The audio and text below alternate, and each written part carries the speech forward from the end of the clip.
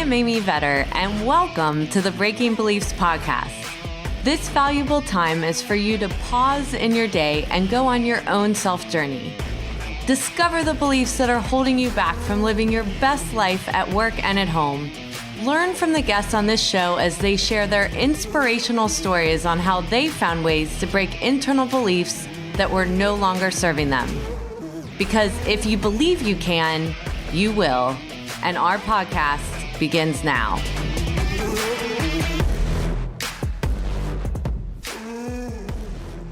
Welcome to this episode of Breaking Beliefs, where I interview Adam Clater, the chief architect at Red Hat's North America Public Sector Organization. He has worked internationally with federal agencies, integrators, and Red Hat partners to promote and define the use of enterprise open source solutions. He has experienced firsthand the evolving role that IT has played in the federal government for more than 2 decades, starting with his role as a systems administrator at the U.S. Patent and Trademark Office.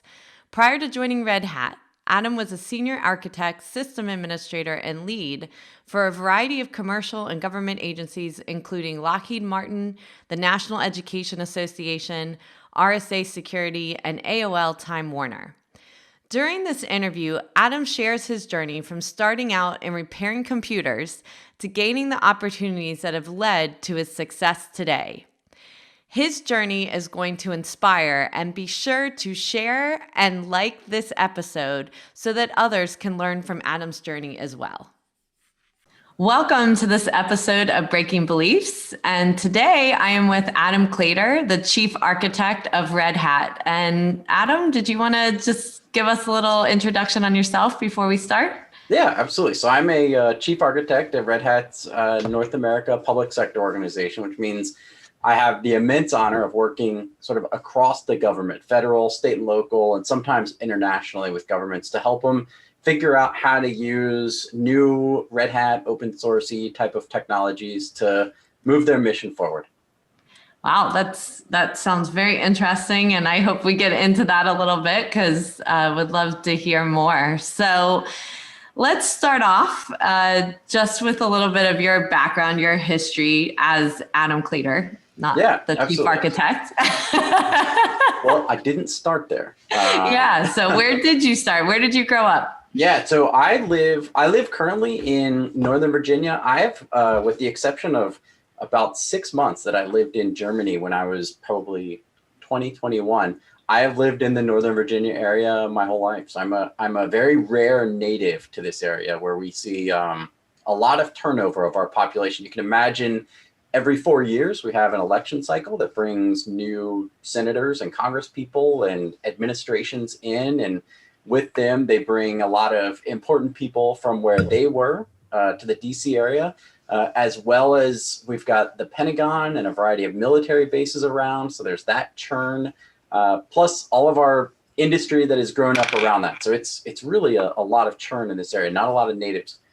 So I grew up here. I'm really a product of like the Fairfax County public school system. I graduated from high school. And all during high school, I had worked a variety of jobs. So I started at Taco Bell, and I worked at Taco Bell for a couple of years. And then I went to work at a place called Computer Renaissance, where I was building computers and selling computers. And then I did tech support for like dial-up internet access, answering the phone, helping people solve their problems. And then it was the late 90s. So rather than going to college, I just went right into tech and started working on, I was on a government contract actually. And in those days, government contractors couldn't hire anyone because there was so much demand for tech people and startups, even in the DC area, that like they just couldn't find anyone, and they would die for someone with a college degree, but they would take kids obviously out of high school. And I was a deployment tech. So I would take a computer out of a box. I would install Windows NT on it. Mm-hmm. I would get it set up for the environment. I'd put it on a cart. And at that time I was working at the Patent and Trademark Office, and they were in Crystal City, which means nothing to you. Actually, that's where Amazon decided to put HQ2. So if you've heard about like where Amazon HQ2 has landed, they're calling it, I don't know, maybe Potomac Crossing or something else. I don't know what they're calling it now. But it's a small city. It's a collection of probably 20 or 30 buildings that is spread across about 1.5 or 2 miles length of sort of between two main roads. And the Patent and Trademark Office had offices all up and down that space. And so we would put those computers on carts and run them out to the people who needed them, get them on the network. And so anyways, I did that and then went from that to a help desk there and then to a server admin role where I first started using Unix. And then from there, it just took off. And so now it's 20 plus years later, and I've been doing this more than half of my life. Oh my gosh, I didn't expect that to come out. I know when you're back, you're like, wait a second, I'm older than I think. So that's how I got from A to B, I think. So when you were younger, was computer, like what about like what you do now, was that something of interest then, or were you interested in something completely different when you were a little boy? So the first job that I was really serious about having was I wanted to be, and actually this is pretty apropos now. So the Forest Service pays people to sit like 200 feet in the air in a house and look out over the forest and look for forest fires. And that was I wanted to be a forest ranger doing that. How come? I just loved the idea of being outside. And I guess I wasn't really concerned with the solitude of it. Like I was like, oh, I'll read a book or I'll have a computer and a dog and whatever else. That didn't really concern me. And then I took like a shop class where I wanted to be a welder for a while. Okay. But all of this, during all of this time, I like computers were in the background, like to an extreme extent. I was doing lots of stuff with computers, but I also wanted to be a forest ranger. I was doing lots of stuff with computers, but I also wanted to be a welder. And then, so how did you even learn about forest rangers? Like where was your first encounter? That's a really good question. I guess I got a lot of ideas from reading magazines. Like my mom was, like, we didn't have a ton of money, but we generally always had a subscription to National Geographic. Okay. And so I think like in Nat Geo or a similar type of magazine, I read something like that. And that really sort of caught my eye as what I was interested in doing. Interesting. Yeah. And were you like, was it an environmental concern, or why were you so worried about forest fires? I think I just wanted to sit up there all day, like completely isolated. You like being in isolation. I guess, it was like, oh, I don't know. You just sit up there and you do your thing, and I wanted to be a smoke jumper as well, right? So I wanted to like be one of those guys who jumps into a forest fire and like helps put the forest fire out. Right. So I don't know. I guess that was all very interesting to 12-year-old Adam or whichever iteration it was. But I also was like, and I'm going to have my laptop so I can do things. Right. So. Yeah, that's fine. Well, there probably wasn't a laptop at the time, right? There were. Yeah. Oh, okay. Gotcha. Yeah. So okay. So you work at Taco Bell. Yeah. And how do you get the opportunity with the computer store? So I, coming up on my sophomore year of high school, there was we had like these vocational classes, and the other not well kept secret is that I was a horrible student. I was just like, when I was in class, you could teach me anything. I would learn it. I could take the test. I'd be the first one done with the test. But back then they used to assign a lot of homework. Right. And your homework was 25% of your grade. So if you did none of the homework, you would get a C at best. But that was also for people who may not be doing well. They could like lift their grade up and they could get a B. But I was just like, I'm not doing this. I'm not interested in doing homework. I got other things going on. And so I would get like C's and D's through high school. And so I got kind of pushed into some vocational type of activities. And so they're like, oh, you like welding? There's a vocational class. Why don't you go check that out? And I went to the school, and I knew guys who were there because some of the guys I knew from my shop class, they went into it. So I went there to check out the program, and the guys took me aside and were like, look, man, you don't have to do anything. We just hang out in the back of the class, smoke, get high, do whatever. And nobody knows because we're burning stuff and they don't nobody knows anything. And I was like, I don't know that this really takes me anywhere. Like, I'm not sure. At least you were smart enough to know that. Yeah. And so, but the bonus was you got to leave your school and go to another school for a day to tour the vocational stuff. Right. Free day off of school. Why wouldn't you want to do such a thing? So then they were like, well, we've got this other vocational thing you could go check out. And I went, and they had this thing that was like, they called it like studies in microcomputer repair, right? I was like, what in the world is this? And it was basic electronics theory and basic computer theory. And then the goal was that like people would assemble computers. Like, so people would donate their old computers, like businesses and whatever, would donate them to Fairfax County.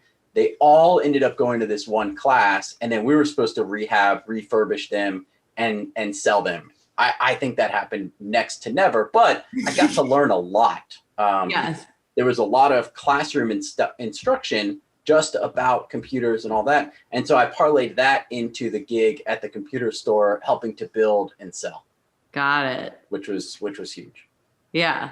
So, and you never went to college? No. I took a couple of classes, like at the community college, what would have been my freshman year.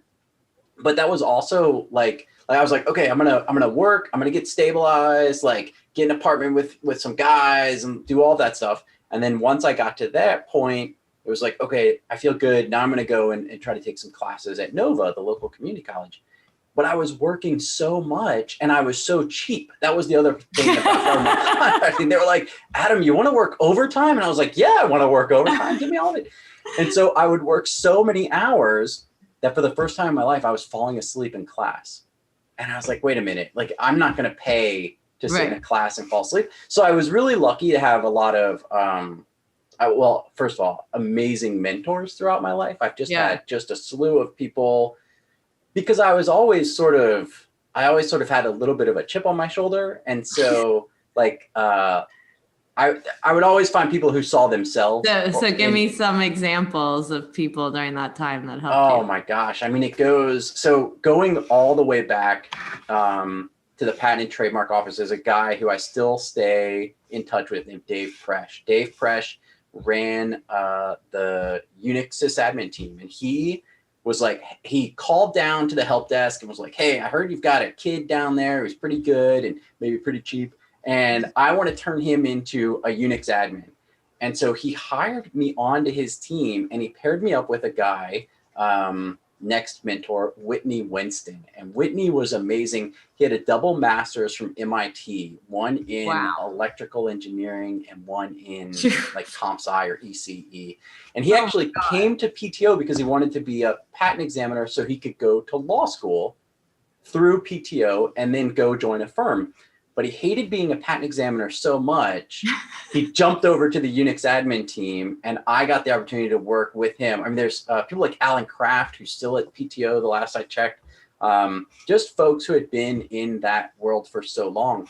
And they saw something that they wanted to, I guess, an eagerness to learn, maybe a little bit of themselves in me, or me in themselves, I don't know. And so I was just super, super fortunate to have people like that. I mean, another one, I worked in the telecom industry for a little while. I worked with a guy named Wayne Turner. Wayne was just another phenomenal mentor. And then even today, I work for a guy named Tim Miller. And Tim has been a phenomenal mentor to me. And Tim's a guy who, went into the military, came out, started doing contracting and work like that. And just, I've learned, I probably learned more about people and managing people indirectly or directly from Tim than anyone else. And I seem to find the right mentors at the right time in my life when I'm kind of most ready for what they have to teach me, which I think is important as well. Well, and I think the whole thing with mentorship, a lot of companies try to force mentorship, but what you're talking about is like a natural selection process, right? And so from a mentee point of view,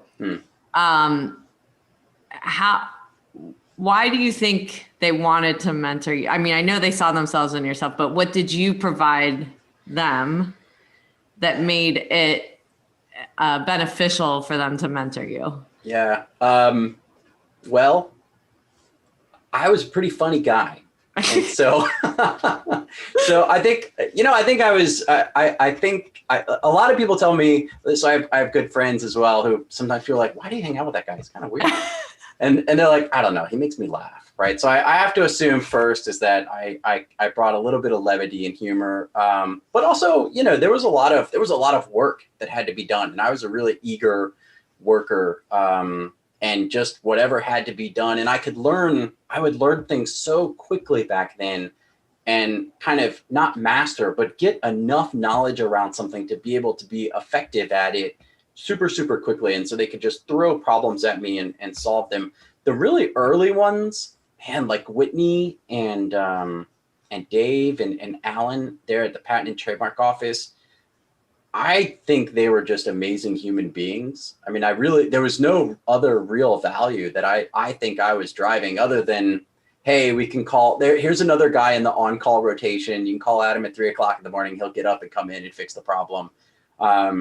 But I think that is it, right? Like that you're willing to work hard, and you want to keep those people that work hard and have work ethic, and you get excited that you have people that work for you like that you want to like grow and so forth. Yeah.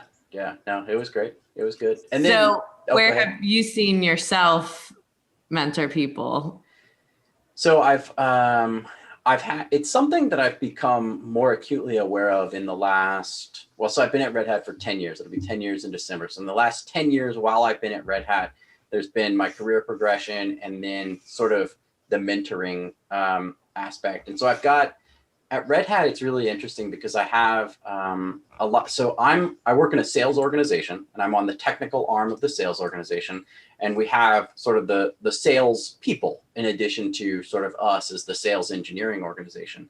So I actually end up mentoring like some of our sales people. And sometimes that has led to, like, we have on my team currently with my boss, Tim Miller, we have a gentleman who was a salesperson who actually came over to manage part of our organization. And so for me, it's bringing some of those new ideas about how we shape and craft our organization and move it forward, and not just take sort of the standard way of approaching things. Like when we said we were going to bring this guy in to be a manager, people were like, what are you talking about? That's crazy. But this guy has a better relationship with his direct employees, and he's one of the best recruiters that you could possibly have of talent. So it's just absolutely phenomenal.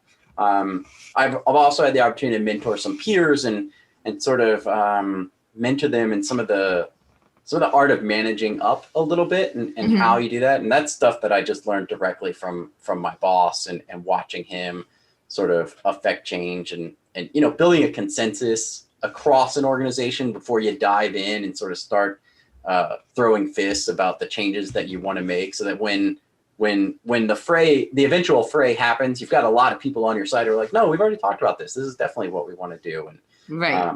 So that's all virtual. No real fist being thrown. Yeah. So you went from, and I see you've had jobs where you've done Lockheed Martin and National Education Association and AOL. So it sounds like you've been through some major corporations. So how did you work your way into those? So they were, let's see. So what's interesting about the DC area especially is that we've got a couple of major industries. Government is certainly one of them. And so you can work for associations like the NEA, it's really the teachers union and a lobbying organization, but they have lots of those types of organizations here. There are lots of government contractors. So Lockheed Martin, for example, is headquartered here, General Dynamics, blah, blah, blah. All of those guys are around here.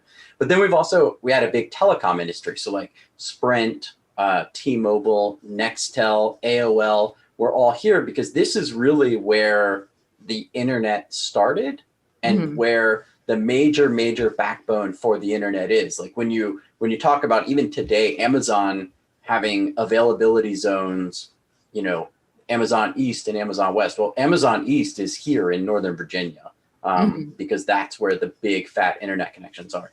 So there was just a lot of diversity of opportunity here, which made it very easy, especially for a young guy who got hired into some roles probably pretty cheap. I had to kind of bounce a little bit to get my salary up to a livable Northern Virginia wage, I'll say. And so in that process, I had the opportunity to see how a lot of things were done in a lot of different ways. And I was able to learn a lot from that. And, you know, Lockheed Martin, I started off I was a contractor there working on a contract for the Army. AOL, I started off as a contractor there and then went on as a permanent employee for a few years. And then in one of the sort of infamous AOL layoffs, there's actually legislation in Virginia about layoffs because of AOL. I got picked up in one of their layoffs and then went somewhere else. I don't know. And it was an amazing time because you could find a job at the drop of a hat. I mean, it was nothing to get tired of what you were doing and go find the next one. So that was pretty cool. Yeah. So, you know, with the path, and you have a very unique path with your work experience versus going the college route, right? And you've worked for people that went to MIT. Yeah. So have you ever thought about like you should have gone to college, or have you found it's gotten in your way at all, or has it actually been something that makes you unique? Early on, it was super, super difficult. And I would say for an early to mid-career person, like I had people come up to me and say, Adam, where did you get your master's from? I said, I don't have a master's. I didn't go to college. And they say, well, that's impossible. You can't do this job without a college degree. And I was like, you know, well, if that's the case, why are you always here asking me what to do for your job? Right? What's up? And so there was a lot of pressure from a variety of perspectives. So the way that a lot of government contracting works is that a 4-year degree counts as 4 years of experience from a billability perspective. Really? Oh. Yeah. So if you had somebody with a college degree and 2 years of experience, that's 6 years of experience total that they could be billable for, right? And so that represents a unit of value to that company. And so a person with like 2 years of experience under their belt, they're like, we can't actually put you in this slot to pay you what you think you deserve. It just, the math, it just doesn't work. You don't have the experience. And so that was really difficult. And that was honestly a lot of the motivation for early on, where I would work in the government for a while and then go work in commercial and then go back to a government contract and then go back to commercial. So back and forth there. So it was really, really difficult. It was a different time too. It's such a, I think it's a little more accepted now. I didn't have I could be like, well, Bill Gates dropped out of Harvard and so did Zuckerberg and this and that. And they're like, yeah, but you're no Bill Gates, kid. Like, get out of here. So it's hard to point to those examples where you have the person who's found success without going the traditional route. And I'm very fortunate at Red Hat where I do know a lot of those people and I can identify them and I can say, no, look, this guy's a vice president. This guy's running an entire product group. This girl is doing that. And so I think the non-traditional mode, and even Ginny Rometty, the president of the board of IBM, has said, we've got this new cadre of workers in technology where tech natives are going directly into the workforce, skipping traditional education. And that's okay. We actually need to go and find more of those people because, and there could be a whole nother show on my views of sort of the education system, and how that sets people up for success or failure. I don't think it's very fair to tell an 18-year-old to spend $100,000 making a decision about what they're going to do for the rest of their life. They're just not equipped. I don't think anybody's equipped to make that decision. So that's a really strange place to put a kid at 18, right? That's a big ask. Well, and it's also, I mean, a lot of times too, if you're actually being educated on the things you need for working later too. I was very your vocation is. Yeah, I was very lucky to have combined vocational learning in high school with job experience, and have sort of built over the course of maybe 3 years a portfolio of experience and knowledge that in many ways still serves me today. Yeah. So how do you think it changed your view as a leader now, like growing into that? Because I mean, there's a big difference between being a really good subject matter expert, working your butt off to get where you are, and then shifting into managing people and how you view them as well as their experience and background. So how has it affected your belief systems as a leader? So I think that I'm certainly open to people of a variety of diverse sort of backgrounds, right? I respect and can acknowledge that there's a lot of paths to get us to where we are today. And I think the path is really where a lot of the learning happens. So I think that has been a big part of it. I'd like to think that I'm very open to sort of bringing people with me on the journey, though that can be difficult at times as well. Just sort of out of the nature of, promotion and moving forward and all of that. There's a competitive angle to all of that. It's interesting. There was in my first apartment that I got with kind of 2 or 3 other folks, we were hyper competitive and we all did the same thing. We all went to the same high school. We left high school. We had all worked at the same dial-up internet provider, and we started getting jobs, and we would pull everybody forward with us. So like, I got a job at the Patent and Trademark Office working at the help desk. I pulled all those guys forward. They'd start working the night shift at the Patent and Trademark Office. Then somebody else would move somewhere and pull a bunch of people with them, to Bell Atlantic, for example, where a bunch of folks went to. But within that, there was that camaraderie of pulling everybody together with us to the different places. But we were so competitive over salary because it was an open book. And so it was like, oh, well, I just got 10,000 more. Oh, well, I'm gonna go for 12. And so that was like just this constant competitive thing. And I think that's stayed with me as well, right? Sort of that sort of competitive spirit of the career world. Yeah. Yeah. And it's just interesting you talk about bringing your group with you, because I often talk to women's groups and compare about with men bring their packs and women don't do that. They come very individual to an opportunity and a job, and men know like who their pack is that help them be successful. Yeah. Did it give you more confidence as you went into each job that you weren't going in there alone? Well, I think it's been a while since I've taken a pack with me, right? We all sort of scattered to the winds after a certain amount of time. But I do think it's important, no matter where you are, to sort of build your pack, right? And so I think I could certainly identify the folks at Red Hat, especially immediately within my organization, who I rely on.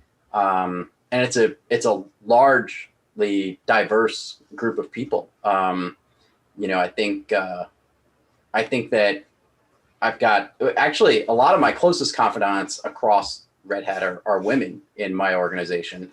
Those are some of the folks I enjoy mentoring the most. And I feel, it's weird, I feel less competitive towards women. Is that strange? I don't know. I feel like, now we're going deep. I feel more, not that they are not competitive to me, but that I'm a little more open to sort of helping them up a little bit. Right. And not, I don't know. That's a weird one. We're not going too deep down that one.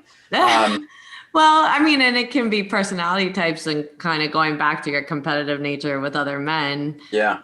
They're not bringing that same energy. Yeah. Right? Where you're like, you're pushing them to take those steps versus them like, I'm going to beat you. Yeah. Yeah. No, it's interesting.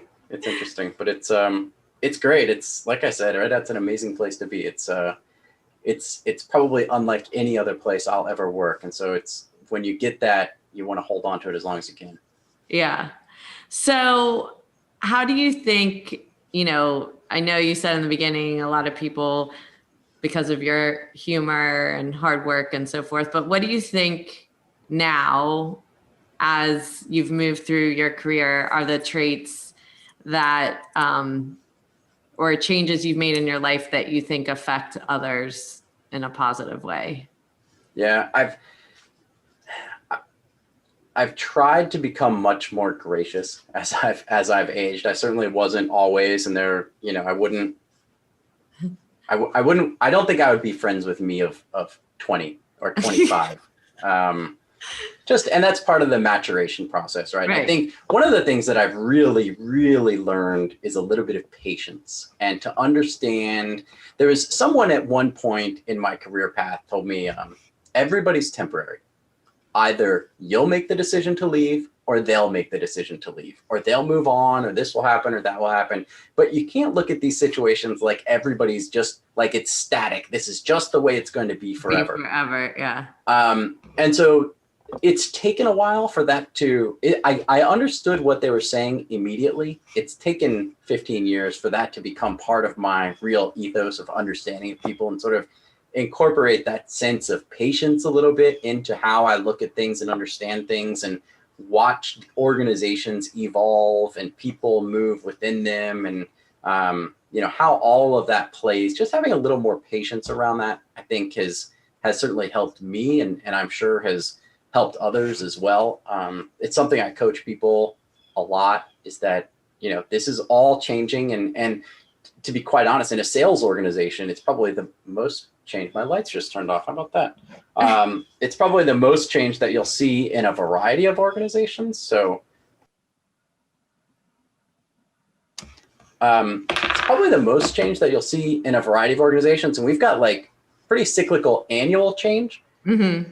And so I can say, well, the end of the fiscal year is coming, and everything changes. And so that change, I call it the horse trading season, because sales reps are jockeying for different territories and this and that. And so I try to coach people that, like, this is opportunity, and nothing's done from all of this change that you're hearing about until really the end of the first quarter. Everything's in flux, and so you have to know what you have, what you can influence. And as the technical person in a sales team, you don't have a lot of influence over what customers you sell to or what territories you're covering. And so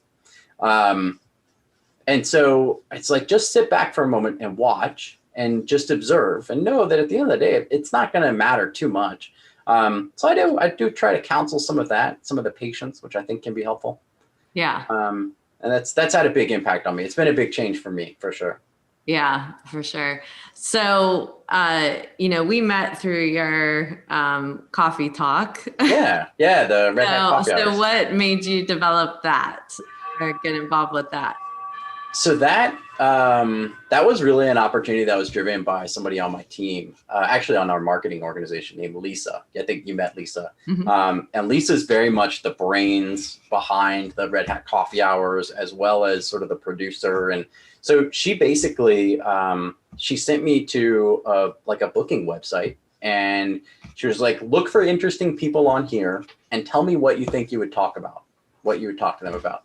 And so I went through and picked out the folks, you included, and said, these are the things I would like to talk to these people about. And I saw where it was going. And so I wrote an abstract for sort of each one of them and said, okay, these are the things I would talk about. And she said, okay, now let's start scheduling them and talking to them and going from there. So we did that. And it's been pretty amazing. It's been an amazing experience, but it's also helped me realize a little bit that it's not too different from what I would do in my everyday job either, because it's really sitting here, having a conversation, getting someone to talk about themselves, about their life experience. And instead of asking them about their life, I'm asking them about their work, right? And so tell me about the problems that you're having with your systems, or what Red Hat can do to help, or blah, blah. And there's a lot of similarities. It's a lot of the same skills. And so given that we can't have as much face-to-face interaction with our customers now, it's certainly a nice substitute for that dopamine rush, I think, from having a successful sales meeting.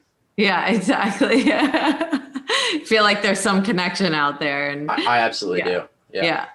So anything that I have a couple of rapid fire questions I want to ask you, but I want to make sure before I do that, anything that we haven't talked about that you would want to make sure people understand from our conversation? I think, I took a lot away from our conversation actually that we had on the really? coffee hours. Yeah. Just about being present, Mm-hmm.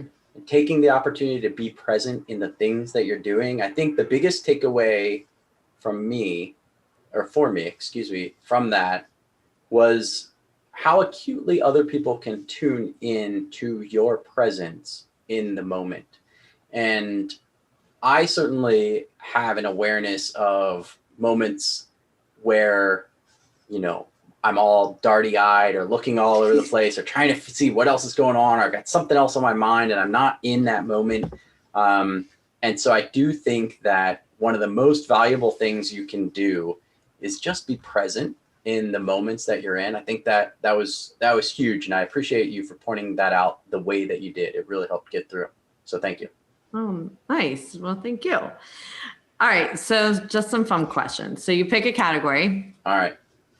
Family and friends, money, spiritual, or health. Oh yeah, I remember this now. Let's do family and friends. Okay. You don't sound completely sure of that answer. I'm trying to remember what the questions are. So like any good host, you sent me prep, and I remember reviewing it, and I definitely remember going, "Oh, I'm not doing that, or that. I'll definitely do this one." And now you don't remember. And now I can't remember which one it is. You weren't present. I wasn't present. All right. So things or actions I don't have that I want with my family and friends.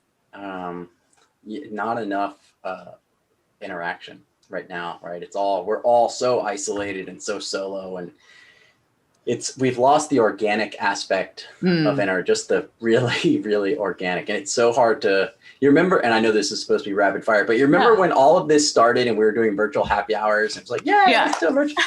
What? Those are gone, man. Nobody's doing that stuff. No, we're all just burnt out of it. So I miss the just organic face-to-face humanity. Yeah. Yeah, and just moving from this to Cobra Kai on Netflix. So yeah. We just finished. So my fiance and I just finished watching Breaking Bad. Oh and yesterday we did the final episode of Breaking Bad. Immediately followed up with the movie, the Breaking Bad movie, the El Camino. Oh, okay. It's like, man, that's 3+ hours of just like tube time. I haven't watched this much TV, and I don't even know. Yeah. All right. So things or actions I do have that I want. I do have. So I have, I feel like I have, it's my fiance and her son and myself living at our house. And so I feel like we have just a very calm, peaceful, healthy existence.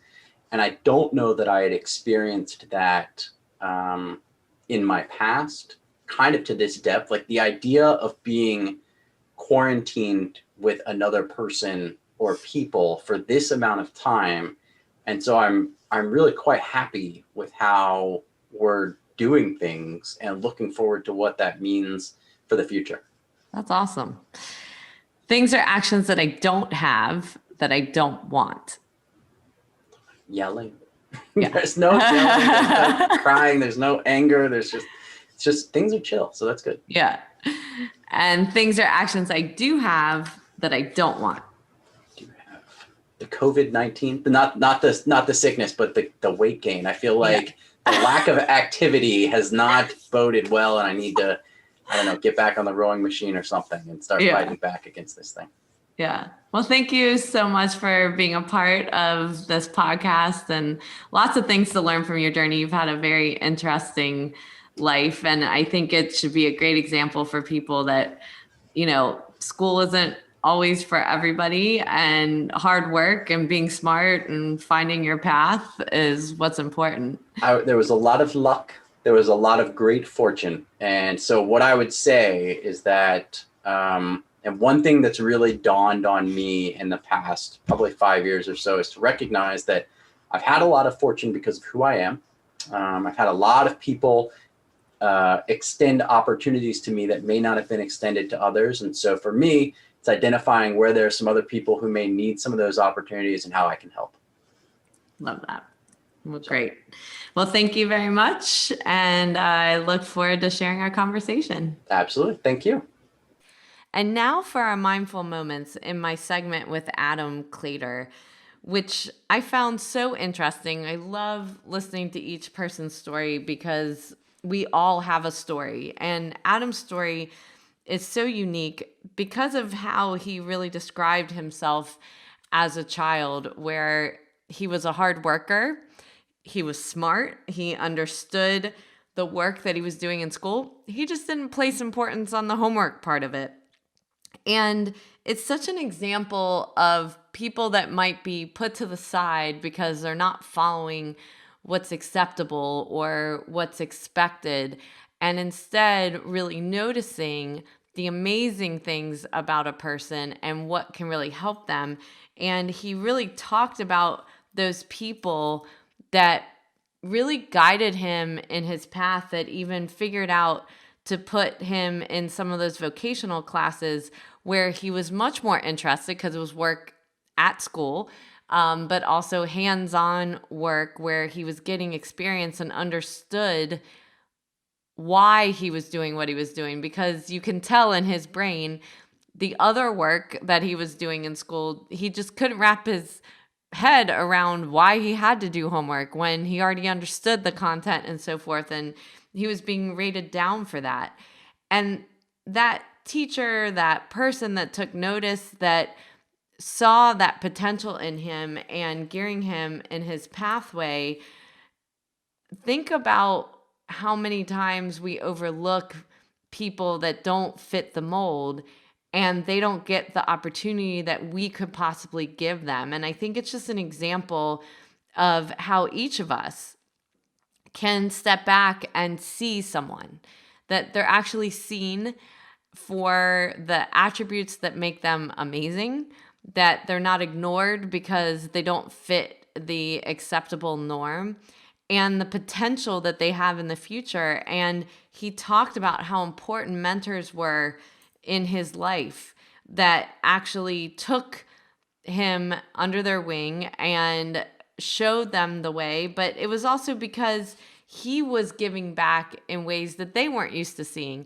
So instead of valuing statistics on a resume, they valued the fact that he was eager to learn, that he had a really great work ethic. And those things can be harder to come by than anything else.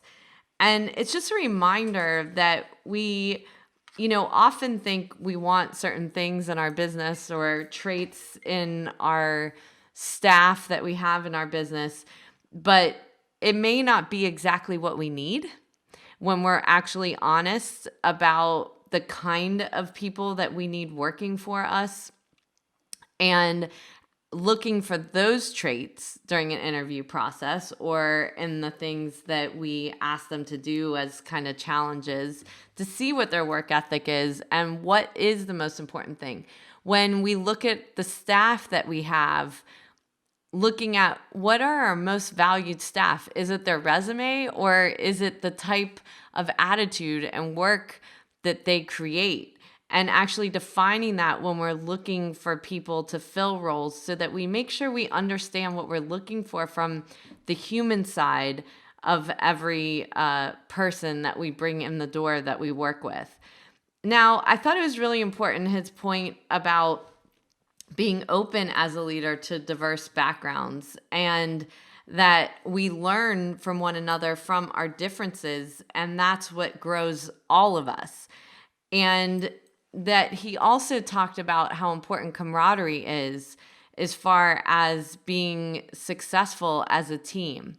And when you talk about camaraderie, it's not really just that we're a team and it's teamwork. It's the human side of it, that we enjoy working together, that we appreciate the differences amongst each other, and where we may have a weakness, where someone else may have a strength. And again, not pigeonholing everyone into one position or one way of being, that we acknowledge what we're good at and not good at, so that everyone on the team is doing their best work and appreciated for it. And lastly, his point around, as he's matured, being more patient and present for people, and that you really, in order to help one another, we have to understand that what we might see on the outside isn't necessarily what's going on the inside of somebody.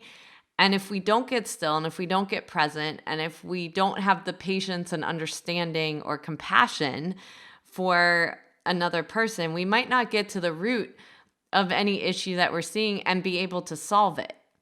It can sometimes get in our way of solving the issues when we're just looking on the outside but not taking the time to really learn about a person. So really take some of these lessons as we leave this episode and think about how you can be more present in the relationships that you have in business or even at home to gain that patience and understanding in order to create the progress that you want to see, not only of your work life, but in yourself to feel more fulfilled in the work that you do too. Thank you for taking the time out of your day to listen to the Breaking Beliefs podcast. I hope you will take a moment to pause before entering back into your day to reflect on this podcast and note 1 to 2 actions you are inspired to do from today's conversation that you could incorporate into your life. To read the full blog and listen back to this episode or any other, you can find them at www.amyvetter.com/Breaking Beliefs podcast and related videos on my YouTube channel. For daily inspiration, follow me on Instagram, Twitter, Facebook, and LinkedIn at Amy Vetter CPA. I hope that you will choose to like this and subscribe to this podcast on iTunes, Spotify, and more so that you can join us for more inspiration on our next episode.